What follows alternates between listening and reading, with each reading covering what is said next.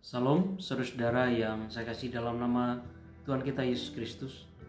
Puji syukur kita naikkan ke hadapan hadirat Tuhan yang Maha Kuasa untuk kesetiaannya dalam kehidupan kita semua.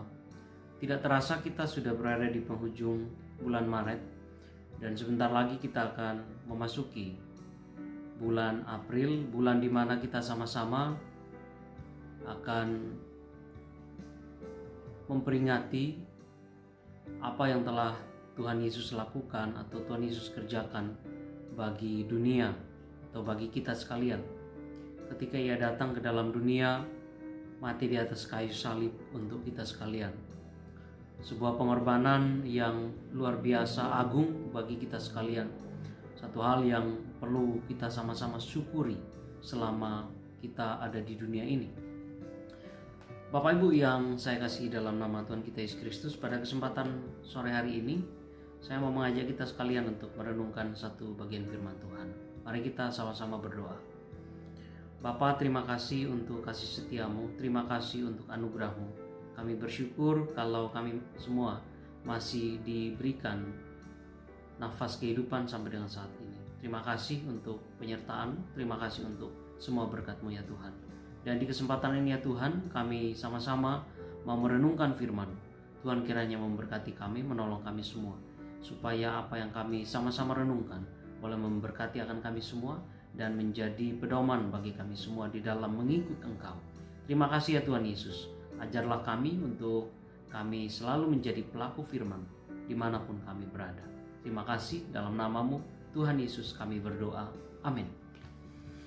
Satu bacaan firman Tuhan buat kita sekalian di dalam Matius pasal 16 ayat 21 sampai ayat 28. Demikian firman Tuhan, pemberitahuan pertama tentang penderitaan Yesus dan syarat-syarat mengikut Dia. Sejak waktu itu Yesus mulai menyatakan kepada murid-muridnya bahwa Ia harus pergi ke Yerusalem dan menanggung banyak penderitaan dari pihak tua-tua, imam-imam kepala dan ahli-ahli Taurat, lalu dibunuh dan dibangkitkan pada hari ketiga. Tetapi Petrus menarik Yesus ke samping dan menegur Dia. Katanya, "Tuhan, kiranya Allah menjauhkan hal itu. Hal itu sekali-kali takkan menimpa Engkau." Maka Yesus berpaling dan berkata kepada Petrus, "Enyahlah iblis, engkau suatu batu sandungan bagiku. Sebab engkau bukan memikirkan apa yang dipikirkan Allah, melainkan apa yang dipikirkan manusia." Lalu Yesus berkata kepada murid-muridnya, "Setiap orang yang mau mengikut aku, ia harus menyangkal dirinya, memikul salibnya dan mengikut aku. Karena barang siapa mau menyelamatkan nyawanya, ia akan kehilangan nyawanya.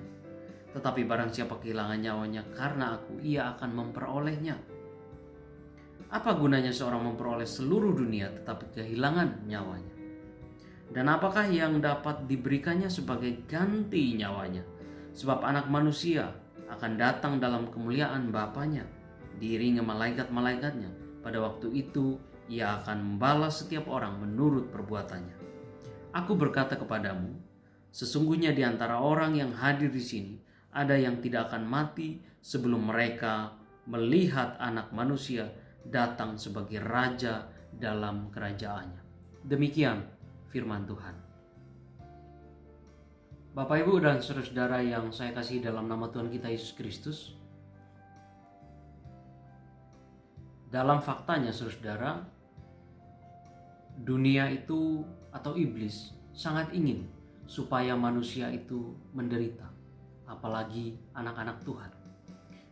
Kita selalu menjadi objek dari serangan iblis dalam berbagai bentuk, entah itu penyakit ataupun berbagai macam godaan-godaan lain, supaya kita terjerumus ke dalam hal-hal yang tidak berkenan kepada Tuhan, sehingga kemudian hidup kita semakin hari semakin menderita.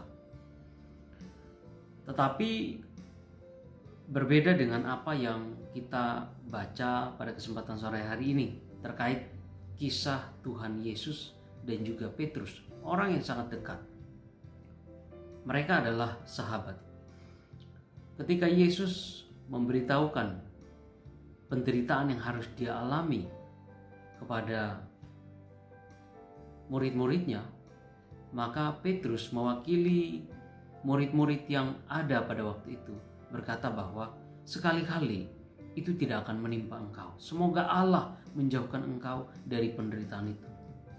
Saya secara pribadi ketika merenungkan itu, saudara, saya melihat bahwa ini adalah salah satu cara iblis di mana ia menggunakan orang yang paling dekat dengan Yesus, yaitu Petrus, supaya rencana penyelamatan Allah jangan sampai terjadi. Saudara-saudara yang saya kasihi dalam Tuhan kita Yesus Kristus, sekali lagi bahwa terkadang iblis menggunakan orang-orang dekat kita supaya apa yang diinginkan Allah itu, rencana Allah itu jangan sampai terjadi. Di awal sudah saya katakan bahwa iblis selalu ingin supaya manusia menderita. Bukankah itu adalah rencananya supaya manusia pada akhirnya menderita tidak hanya di dunia tetapi juga di akhirat? Tetapi hal yang berbeda justru terjadi dalam kisah Tuhan Yesus. Ketika Yesus harus pergi ke Yerusalem untuk mengalami penderitaan yang hebat itu, justru iblis menghalanginya dengan cara membujuk Yesus supaya Yesus jangan sampai menderita. Karena kalau Yesus kemudian menderita atau mati di salib, maka iblis akan kalah. Saudara-saudara yang saya kasih dalam nama Tuhan kita Yesus Kristus, Petrus dan juga murid-murid yang lain adalah orang-orang yang sudah cukup menderita sebelum Tuhan Yesus datang atau Tuhan Yesus hadir di publik Palestina atau Israel. Paling tidak ada dua hal. Yang pertama adalah karena pada waktu itu negara mereka atau kerajaan mereka sedang dijajah oleh kerajaan Romawi. Dan kemudian yang kedua, mereka termasuk kaum marginal, orang-orang terpinggirkan, karena mereka ini adalah para nelayan yang memang tidak diperhitungkan dalam masyarakat Yahudi. Mereka tidak berpendidikan dan mereka sangat terbelakang. Itu sebabnya saudara, ketika Yesus sang guru yang agung itu datang ke dalam dunia, hadir di tengah-tengah masyarakat Yahudi dengan segala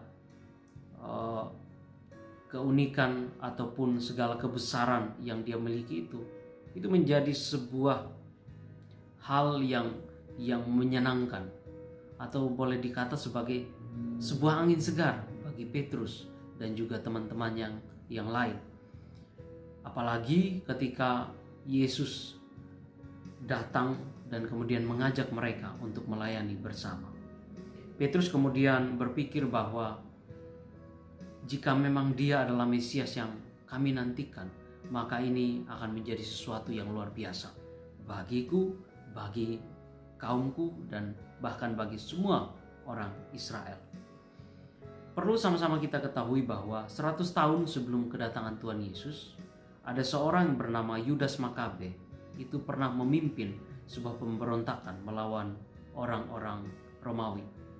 Tetapi kemudian saudara, pemberontakan itu berhasil ditumpas oleh mereka yang sedang berkuasa pada saat itu. Awalnya kehadiran atau kemunculan Yudas Makabe ini dianggap sebagai Mesias. Tetapi ternyata setelah pemberontakannya itu berhasil dipadamkan, maka kemudian orang-orang berkesimpulan bahwa dia bukan Mesias yang kita nantikan, yang dicatat atau dijanjikan oleh Allah itu.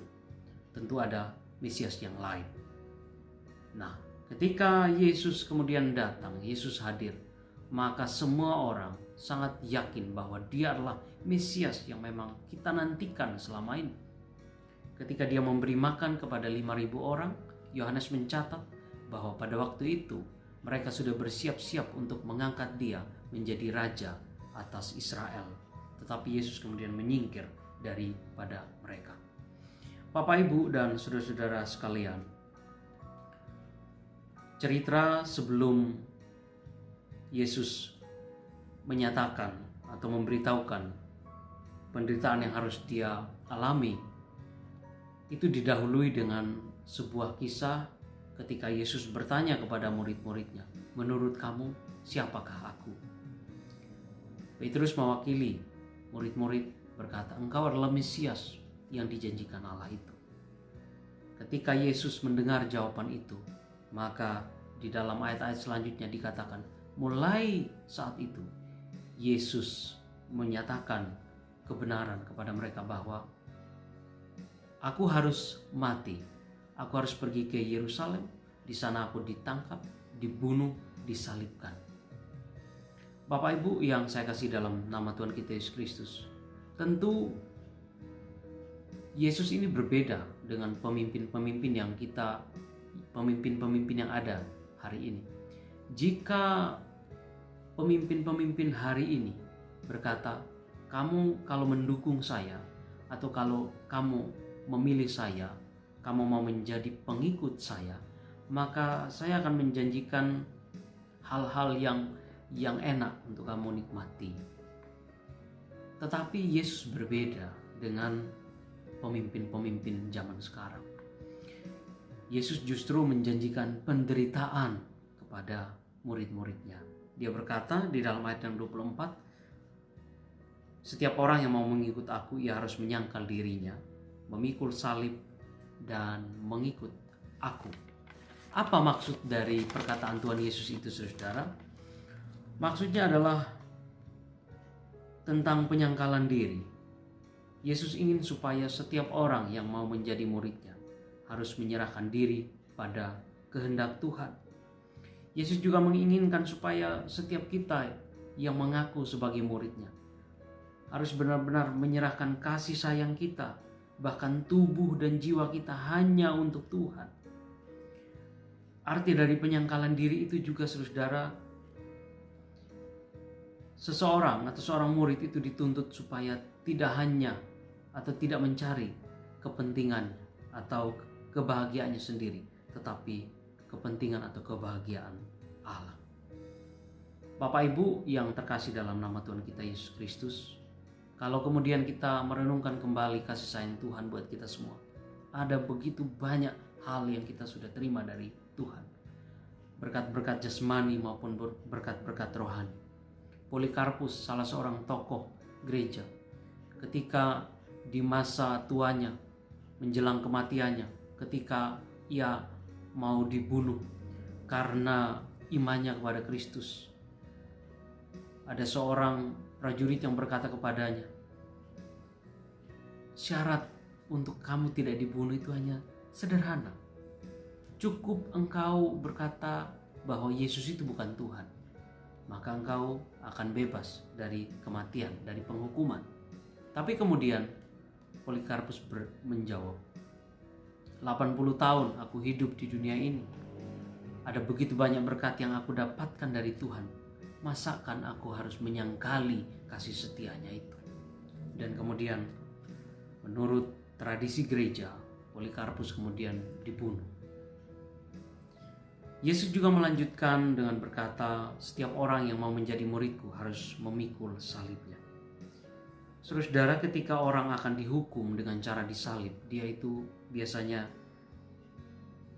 akan diarak dan kemudian dia harus membawa atau memikul salibnya ke tempat eksekusi. Dan membawa salib itu, saudara, itu sesuatu yang sangat memberatkan, sekaligus menyakitkan, dan juga sesuatu yang sangat memalukan bagi orang yang hendak disalib itu.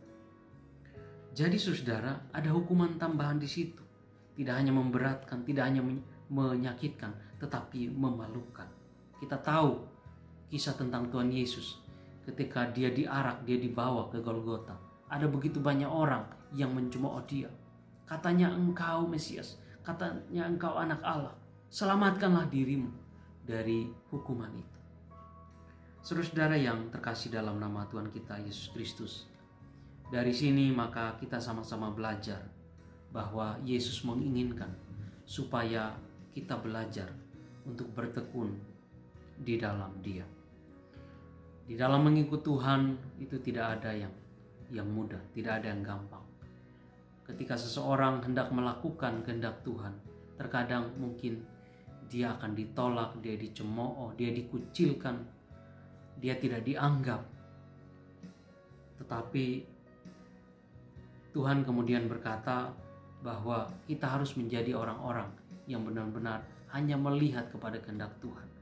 Apa yang Tuhan kehendaki, itulah yang harus kita kerjakan, itulah yang harus kita lakukan. Kristus telah datang ke dalam dunia dan Dia telah menderita bagi kita semua. Dia telah menjadi model bagi kita sekalian, bahwa di dalam melakukan kebenaran itu tidak ada yang gampang. Maka marilah kita belajar dari Tuhan kita. Kita selalu setia kepada Tuhan. Apapun penderitaan yang kita alami, apapun resiko yang harus kita alami karena kebenaran, kita kerjakan dengan tetap bersandar kepada kuasa Tuhan. Kiranya Tuhan memberkati kita dan menolong kita sekalian. Amin.